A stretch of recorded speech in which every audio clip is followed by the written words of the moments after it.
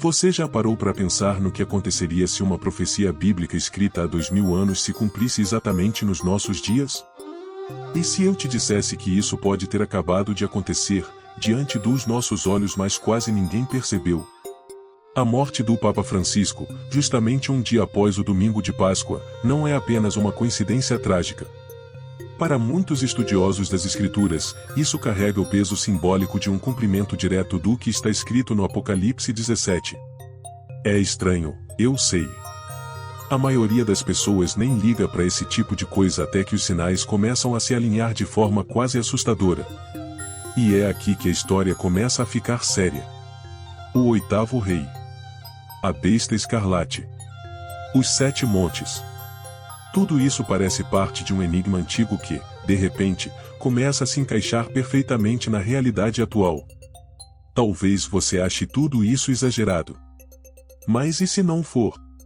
E se por trás dessa aparente casualidade, estiver o anúncio silencioso de uma nova era espiritual se aproximando?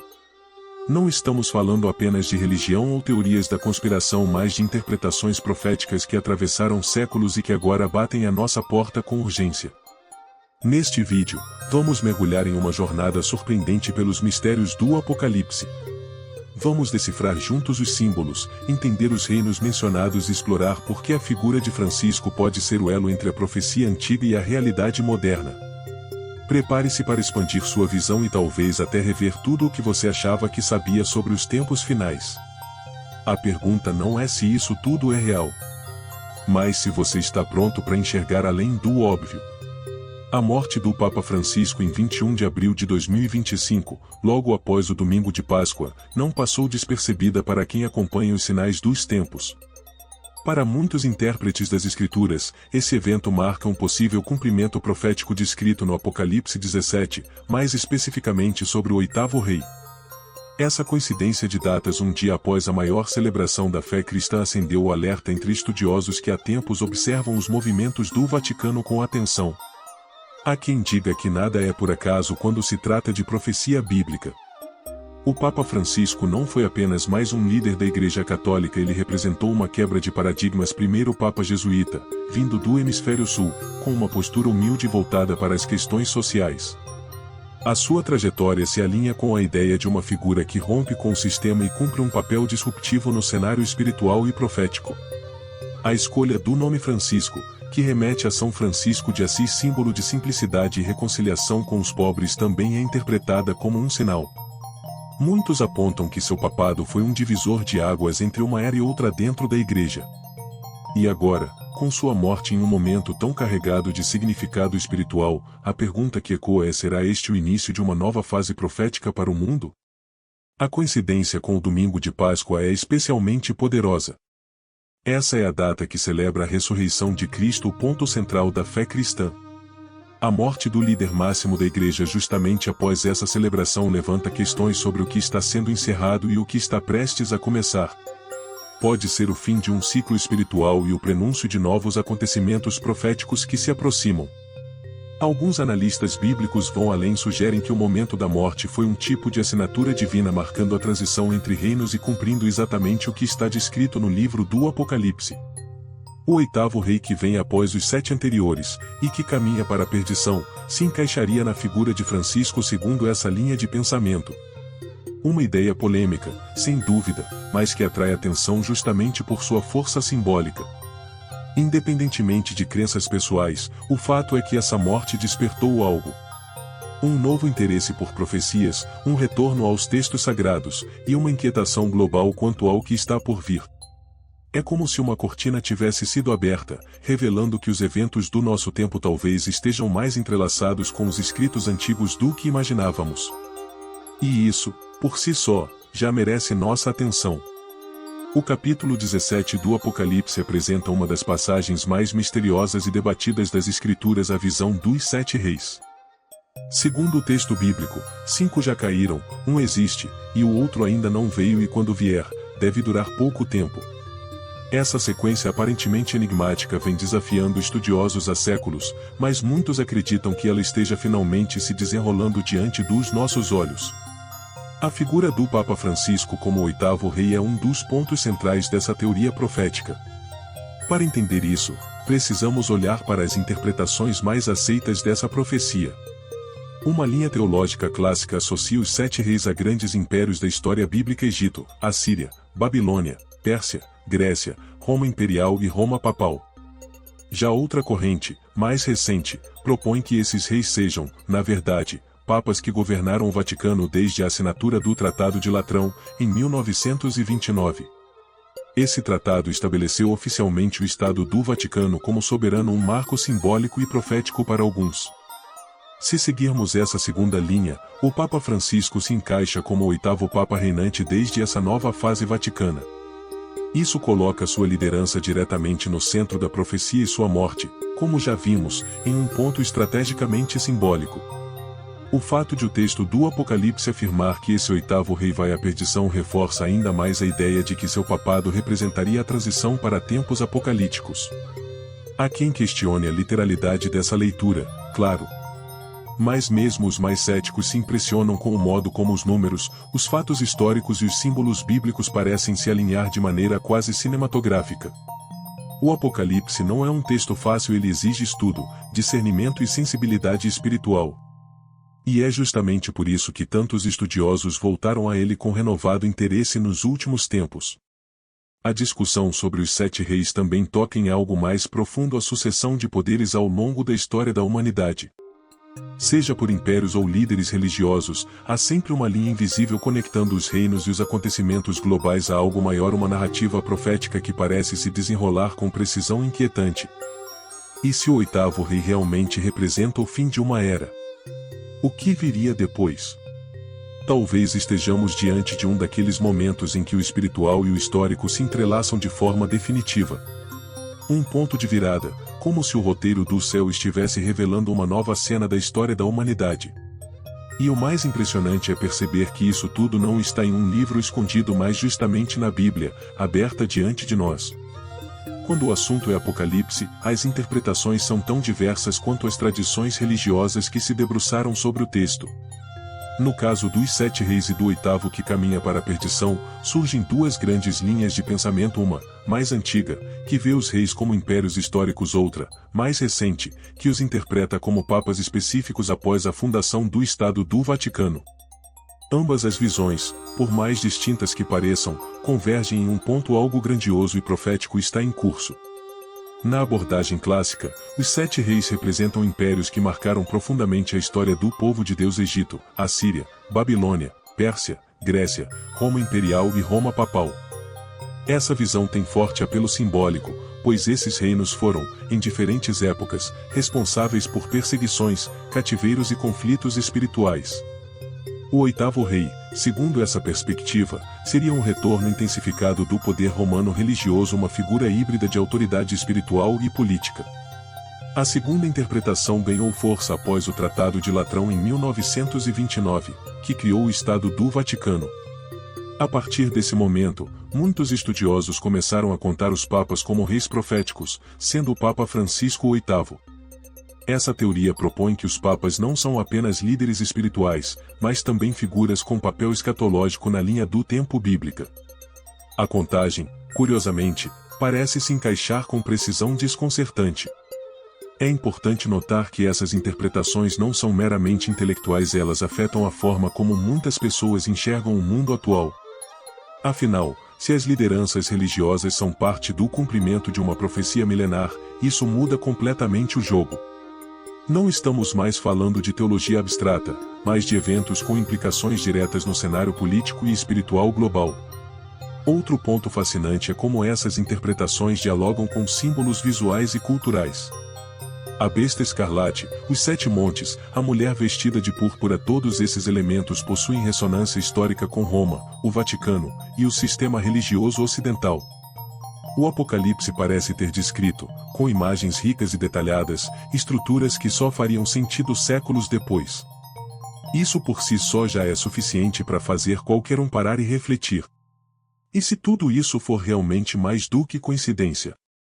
Se os impérios do passado, os papas recentes e até os conflitos modernos estiverem entrelaçados por uma linha profética invisível? Talvez a pergunta certa não seja qual dessas visões está correta, mas o que Deus está tentando nos mostrar através de tudo isso. O próximo tópico vai mergulhar ainda mais fundo nessa simbologia e prepare-se, porque as revelações são impressionantes. Um dos elementos mais impactantes do Apocalipse 17 é a imagem da mulher sentada sobre uma besta escarlate, cheia de nomes de blasfêmia, com 7 cabeças e 10 chifres. Para quem lê esse trecho pela primeira vez, pode parecer uma descrição fantástica demais, quase como algo tirado de um livro de ficção.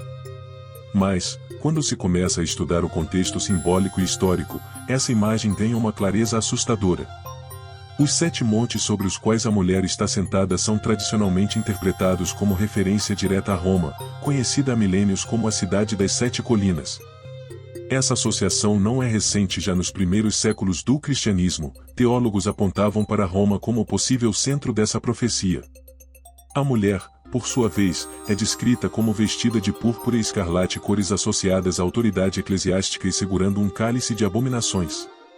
A conexão simbólica com o sistema religioso romano é inevitável.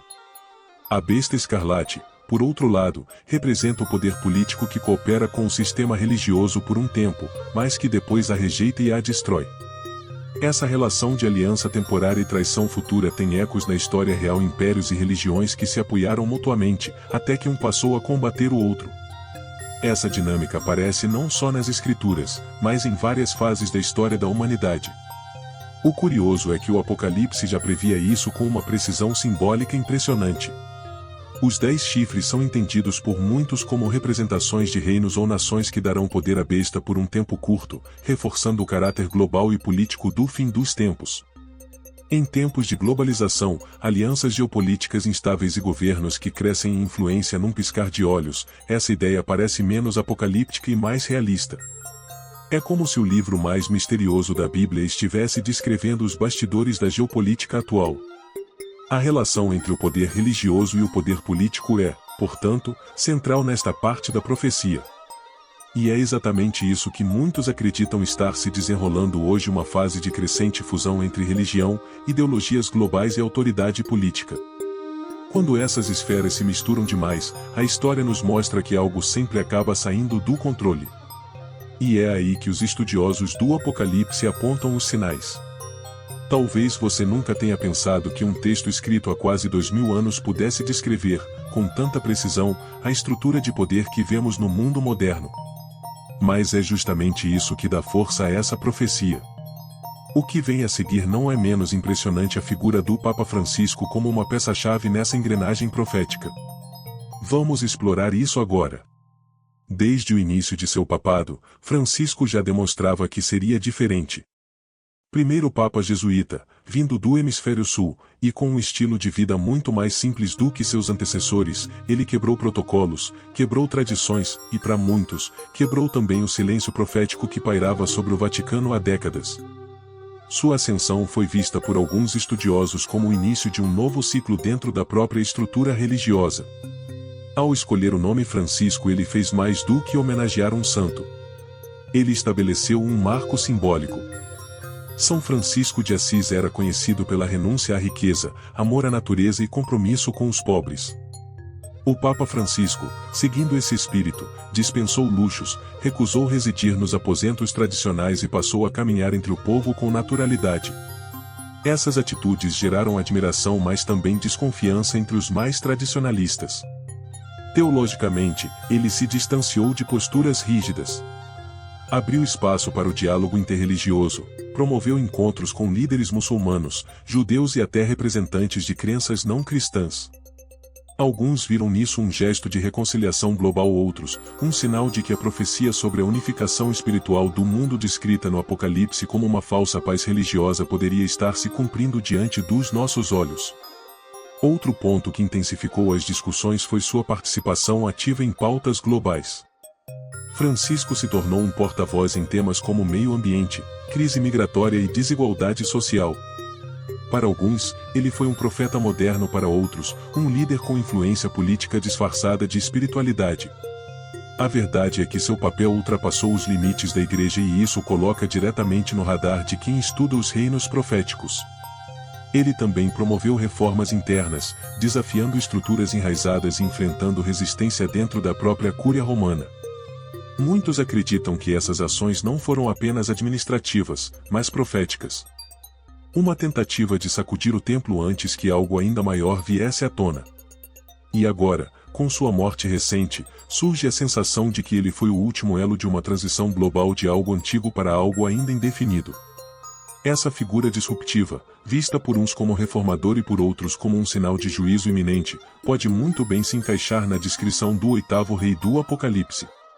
Um rei diferente dos anteriores, com ações inéditas e impacto mundial. E com sua partida, a profecia ganha ainda mais força, como se um ciclo tivesse se fechado. Mas o que a data dessa morte tem a nos dizer? Isso, veremos agora. A morte do Papa Francisco em 21 de abril de 2025 pode parecer apenas uma coincidência trágica para muitos. Mas quando olhamos para o calendário espiritual e o contexto bíblico, esse detalhe ganha um peso simbólico poderoso. Afinal, ele faleceu um dia após o domingo de Páscoa, a celebração mais importante da fé cristã, marcada pela ressurreição de Jesus Cristo. Uma data carregada de renascimento, vitória sobre a morte e o anúncio de uma nova era. Para os estudiosos das profecias bíblicas, nada no Apocalipse é por acaso. A escolha divina de tempos e estações é uma constante em toda a Bíblia. A Páscoa, no Antigo e Novo Testamento, representa um ponto de virada, o fim da escravidão, o início da liberdade, o cumprimento de promessas. Então, quando a maior autoridade religiosa morre justamente após essa celebração, muitos veem aí um encerramento profético, algo terminou e algo maior pode estar para começar. O dia seguinte à Páscoa não é apenas mais uma segunda-feira. No calendário cristão, ele inicia o chamado tempo pascal, 50 dias que levam ao Pentecostes, marcado pela vinda do Espírito Santo sobre os discípulos. Em outras palavras, é o início de uma fase de transição espiritual. A morte do Papa nesse exato momento pode ser interpretada como o início de um ciclo profético, o encerramento de uma liderança e a preparação para uma nova manifestação espiritual. Historicamente, eventos marcantes que ocorrem em datas sagradas são vistos como mensagens de Deus. A Bíblia está repleta desses exemplos, desde nascimentos até juízos divinos em datas específicas. Não seria diferente aqui. Para muitos, a partida do Papa logo após a celebração da vida eterna de Cristo é simbólica de que algo espiritual foi concluído no plano terreno. E a partir disso, uma nova fase começa, potencialmente marcada por maior revelação ou maior confronto. Não é incomum que datas ganhem relevância profética ao longo da história. O 11 de setembro, por exemplo, passou a carregar significado além do evento. O mesmo acontece agora com o 21 de abril de 2025. Especialistas em interpretação profética sugerem que esse dia se torne um novo marco na contagem dos sinais dos tempos, especialmente ao ser associado ao fim de um papado tão singular. E se for mesmo o fim de uma era espiritual? Se a data não for coincidência, mas código? A verdade é que a profecia não termina com a morte do oitavo rei, ela apenas avança para um novo estágio. E é aí que a numerologia bíblica começa a falar alto. Vamos agora mergulhar em mais um detalhe que pode mudar completamente sua visão do que está por vir. Se você já leu a Bíblia com atenção, sabe que nada ali é aleatório, especialmente os números. Eles carregam significados profundos e recorrentes. E quando o assunto é o Apocalipse, essa simbologia numérica se intensifica. O número 7, por exemplo, aparece dezenas de vezes: 7 igrejas, 7 selos, 7 trombetas, 7 taças. Ele representa plenitude, totalidade, algo que foi concluído. Já o número 8, que vem logo depois, simboliza um recomeço, o início de algo novo, muitas vezes inesperado. E é aqui que entra a figura do Papa Francisco. Se ele for, de fato, o oitavo rei mencionado na profecia, isso significa que sua liderança representa não apenas a conclusão de um ciclo, mas também a abertura de uma nova fase na história espiritual da humanidade. O número 8, nesse contexto, é visto como um portal profético, uma espécie de transição entre o que foi e o que virá. Um ponto de virada que carrega tanto promessas quanto juízo. Curiosamente, o número 8 também está ligado à ressurreição. Jesus ressuscitou no primeiro dia da semana, que para os judeus era o oitavo dia após o sábado. Em outras palavras, o 8º dia aponta para um novo começo fora da ordem natural. Francisco, então, como 8º rei, pode simbolizar essa quebra de padrão, uma liderança que rompe com o tradicional e anuncia uma nova configuração espiritual no mundo. Outro símbolo poderoso é a cor escarlate, mencionada várias vezes no Apocalipse e associada à besta e à mulher montada sobre ela. A cor escarlate remete a poder, pecado, mas também a sangue, símbolo tanto de juízo quanto de redenção. A presença dessa cor nas vestimentas religiosas e nos ritos tradicionais desperta atenção entre os intérpretes mais atentos, que veem aí uma sobreposição entre o sagrado e o profano, entre o que é aparência e o que é essência. A própria data da morte de Francisco, 21 de abril de 2025, também levanta discussões entre os que estudam numerologia profética. Somando os dígitos da data 2 mais 1 mais 0 mais 4 mais 2 mais 0 mais 2 mais 5, chegamos ao número 16. E 1 mais 6 dá 7, número da plenitude bíblica.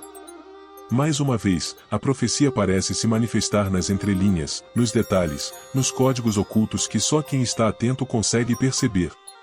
Mas o que tudo isso nos revela, afinal? Talvez que estamos mais próximos do cumprimento total do Apocalipse do que imaginamos.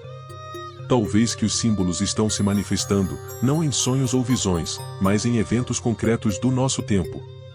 E quando os números, os fatos e os sinais começam a se alinhar, é hora de ficar atento. Porque o próximo movimento pode ser global e definitivo. Olhando ao redor, é impossível ignorar que algo fora do comum está acontecendo no mundo. Guerras, pandemias, crises econômicas, catástrofes climáticas e colapsos sociais estão cada vez mais frequentes e intensos. Para muitos, esses eventos são apenas o resultado do acaso ou da má administração global. Mas para quem observa os sinais dos tempos à luz do Apocalipse, tudo isso aponta para algo muito maior: o prenúncio do fim dos tempos e a preparação para o retorno de Cristo.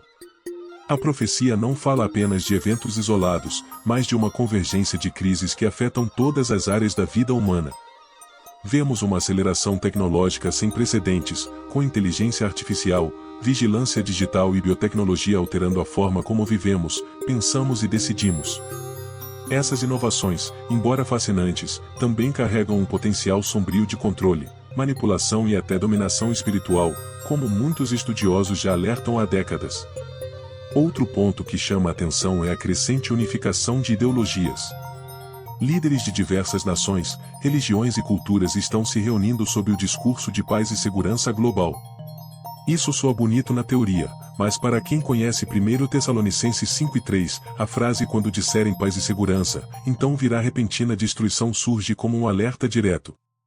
A mesma cooperação internacional que parece um avanço pode, profeticamente, ser o cenário ideal para o surgimento de uma liderança mundial única, talvez a própria besta mencionada no Apocalipse. Adicione a isso o colapso moral e espiritual em larga escala. Princípios antes inegociáveis estão sendo relativizados, valores bíblicos ridicularizados, e a fé cristã, em muitos contextos, sendo tratada como ultrapassada. Não é coincidência. A Bíblia já previa que, nos últimos dias, o amor se esfriaria e muitos seriam enganados por doutrinas sedutoras. A crise não é só política ou econômica, ela é espiritual. E está criando o terreno ideal para um governo que traga soluções ao custo da liberdade e da verdade. Tudo isso faz com que a morte do Papa e tudo o que ela representa simbolicamente seja vista como mais um sinal entre tantos outros. Um marco que aciona um novo ciclo na contagem dos eventos proféticos. Se o 8º rei caiu, quem virá depois? Que tipo de governo, de liderança espiritual ou de nova ordem global se levantará? A resposta pode estar mais próxima do que imaginamos. E é por isso que estar desperto espiritualmente nunca foi tão urgente. A grande pergunta que fica é: estamos preparados? Porque os sinais estão aí nas manchetes, nos céus, na sociedade.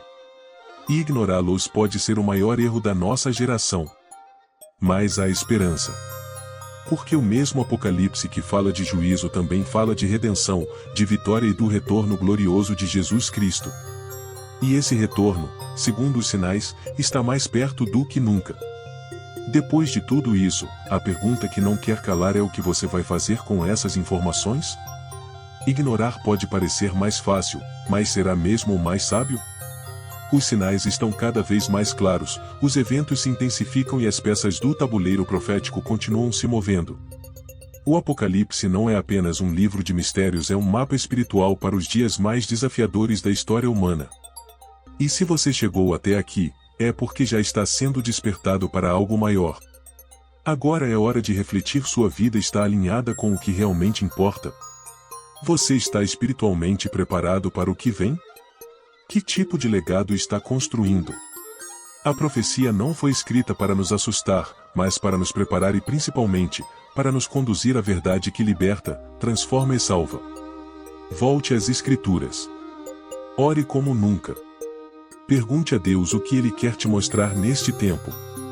E esteja disposto a ajustar a rota, mesmo que isso signifique sair do caminho confortável. A verdade, muitas vezes, confronta.